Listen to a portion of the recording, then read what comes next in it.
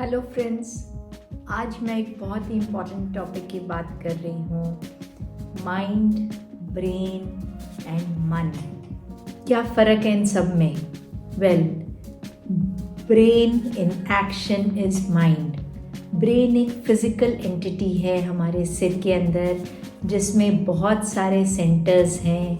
Memory का centre है, आई site का सेंटर है, कान का सेंटर है, जहाँ डिफरेंट सेंटर्स से नर्व्स आती हैं, इंफॉर्मेशन देती हैं और फिर हमारे को वो काम हम पूरा कर लेते हैं। So brain in action is mind. पर मन क्या है? माइंड वो चीज़ है जिसे सब कुछ पता है कि कौन सा काम कैसे होना है, कैसे करना चाहिए, कौन सा टाइम में हमारी बॉडी को उठना चाहिए, क्या खाना चाहिए, क्या पीना चाहिए। ये सारी इन्फॉर्मेशन हमारे माइंड के पास है। सबको पता है कि हमें क्या क्या खाना चाहिए और क्या क्या नहीं खाना चाहिए। पर ये मन है जो हमारी बॉडी को और माइंड को कंट्रोल करता है।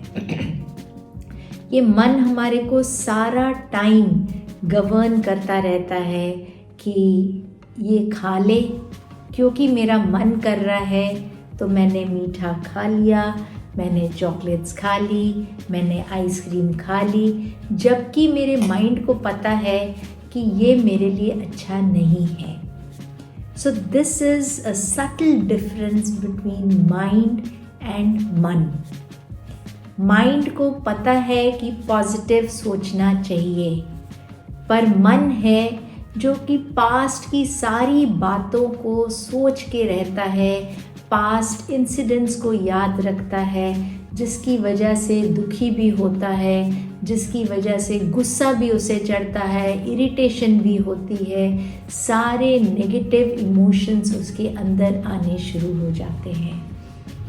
हमारे माइंड को पता है कि हमें कितने बजे सुबह उठना चाहिए, हमें रोज़ एक्सरसाइज करनी चाहिए, पर हमारा मन है जो कहता है और सोते रहो, क्या करना जल्दी उठ के, रात को और देर तक जागते रहो, मोबाइल देखते रहो, क्या करना है जल्दी सो के।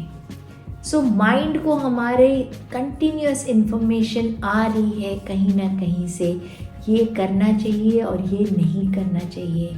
पर मन है जो कि कहता है नहीं, I am my own boss, मैं क्यों किसी की बात सुनूं, मेरा मन नहीं है अभी खाने का तो मैं नहीं खाऊंगा, मेरा मन नहीं है अभी सोने का तो मैं नहीं सोऊंगा। और यही करते करते हमारा अपने ही काम से फोकस उठना शुरू हो जाता है। एक स्टूडेंट के लिए फोकस से बढ़िया कुछ नहीं है। अगर उसका फोकस नहीं है तो कंसंट्रेशन नहीं है, तो उसकी मेमोरी डेवलप नहीं होती, रेसिलियंस नहीं आती काम करने की, हार्ड वर्क करने की। सो ये चीज़ें कैसे डेवलप की जाएं कि हम अपने मन को विकसित कर सकें?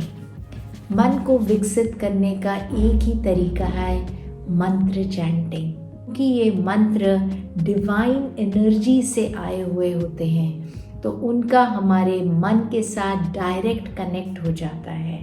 और जब डायरेक्ट कनेक्ट होता है तो ये मन की घालना शुरू हो जाती है, ये मन को कनेक्ट कर देता है एक हायर एनर्जी फ्रीक्वेंसी के साथ, एक एनर्जी जो कि ग्रैटिट्यूड की एनर्जी होती है, जिसमें हम फील करना शुरू करते हैं that we are so grateful, we are so thankful to the universe for all the things that we have received, for all the lovely gifts that we have received in the form of our parents, in the form of a wonderful house, in the form of our siblings, in the form of a school, in the form of teachers, बढ़िया खाना जो हमारे को मिल रहा है, बढ़िया वातावरण जो हमें मिल रहा है। और जैसे जैसे हमारे मन की ये घालना होनी शुरू होती है, हमारे को फील होना शुरू हो जाता है कि हमारे आसपास कितने अच्छे लोग हैं गाइड करने के लिए। अगर हम ये मंत्र चैंटिंग नहीं करते और हम सोशल मीडिया के साथ कंटिन्यूस जुड़े रहते हैं। हम दूर के लोगों को तो कहते हैं hi hello how are you, और घर में पेरेंट्स को बोलते हैं प्लीज़ डिस्टर्ब मत करो, मैं अपने रूम में अकेला रहना चाहता हूँ। आप लोग साथ में होते हो तो मेरे से कोई काम नहीं होता। और वहीं दोस्तों को मैसेज डालते हैं, दोस्तों से वैलिडेशन चाहते हैं। जब फेसबुक पे इंस्टाग्राम पे कोई पोस्ट डालते हैं तो वैलिडेशन चाहिए होता है कि कोई टिक लगे, कितने लाइक्स मिले, कितने व्यूज़ मिले।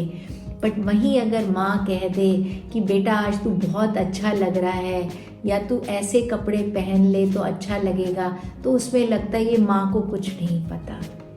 So let's understand what is the gap between the two?